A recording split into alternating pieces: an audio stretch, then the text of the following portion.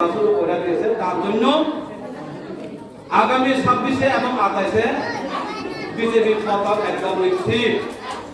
বুঝতে পারেন এই বিজেপি মানুষের জন্য অহংকার হইব। আরে বাবারে আমি তো মানুষ, পার্টি আলাদা, দল আলাদা, আমরা তো মানুষ। আত্মীয়তা থাকতে লাগে। আত্মীয়তা হচ্ছে সবচেয়ে বড় সংস্থা। সমাজের মতন বড় কেউ নাই। পার্টি আজকে আছে কালকে নাই, কিন্তু আমরা তো মানুষ, সবাই একবার থাকতে হইব।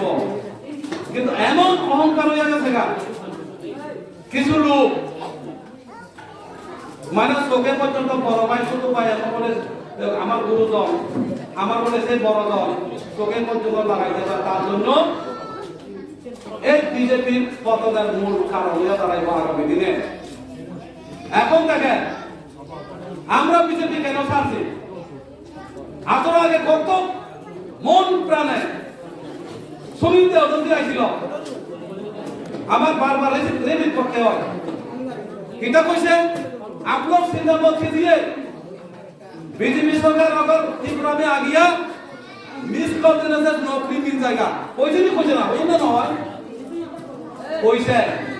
এটা মহলে কইতাছে না, এটা কিন্তু শুনিও দেওয়া করে কইছে। এই জায়গা কিতে হইল, যখন সরকার তাকাইল সবাই কিন্তু একদম তো তাকাই করতে বিজেপি ছিল। এই নাম্বারে মিস করে ফল দিলে নট শুরু দেওয়া হবে।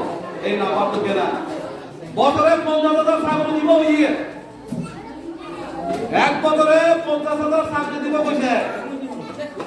কই দিতেছে 50,000 চাকরি সারা বোধহয় 8 বছরে এখনো 18 থেকে কত হইলো দাইন হারনেস মামরা বাপমরা বিভিন্ন এলাকাতে 16 থেকে 18,000 কত চাকরি দিয়েছে।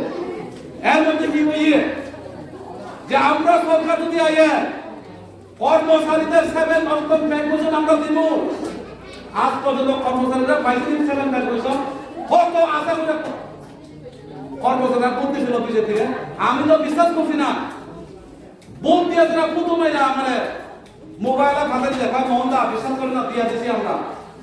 কর্মচারী পর্যন্ত ভুগতেছে, তবু অষ্টম বেতন কমিশনটা পাওয়ার জন্য এই জায়গাতে আজকে 8 বছর কোনোদিন দিছেনি, দিছে না। 340 টাকা মজুরি করবো বুঝে এই জায়গাতে আজকে রেখা বন্ধ।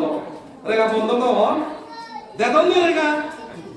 আরে তারা তো ফলতন নিগম বাণিজ্য চলার কথা তো পার্টিতে চালু। হ্যাঁ এখন আমার তো 10%, 12%, 6% লোক। আরে বাকি তো না অন্য কথা তো আমাদের না তো কোনোদিন পয়সা নি। আমরা বলে ব্যবস্থা করতে আজকে বিজু বড় পাইতেছে। একটা লোন ট্রাই মেলা গেল, কারোর পকেটে পয়সা নাই। আইতেছে এখন বিজু বড়, দোল পূর্ণিমা, আর সবার তো পয়সা লাগে। কোনোদিন কোনো বিজেপির নেতা পয়সা দিবে একটা ব্যবস্থা করতেছি, কোন প্রতিশ্রুতি একটাও রাখছে না বিজেপি সরকার।